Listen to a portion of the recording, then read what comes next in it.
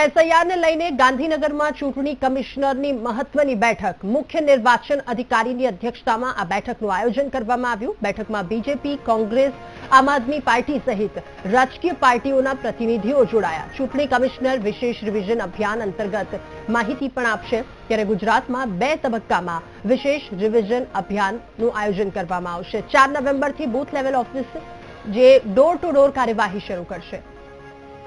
વધુ માહિતી મેળવીશું। સંવાદદાતા પાર્થ આપણી સાથે ફોન લાઈન પર જોડાયા છે। પાર્થ, 4 નવેમ્બરથી બીએલઓ કામગીરી શરૂ કરશે, શું વધુ વિગતો આ મામલે?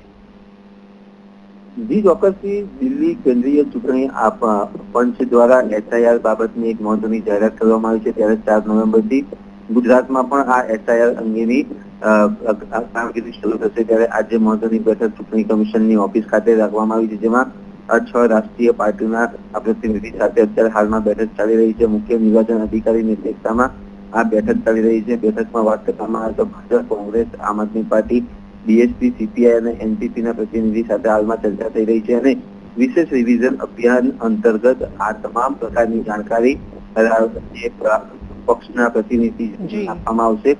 ગુજરાતમાં 2 તબક્કામાં વિશેષ રિવિઝનની અભિયાન શરૂ થશે, જેમાં ઉપરાંત વર્ષ 2025ની મતદાર યાદીને વર્ષ 2002ની મતદાર યાદી સાથે સરખાવવામાં આવશે। આમ કુલ A થી F સુધી એમ કુલ 6 શ્રેણીમાં મતદારોને વર્ગીકૃત કરવાની પણ કામગીરી થશે।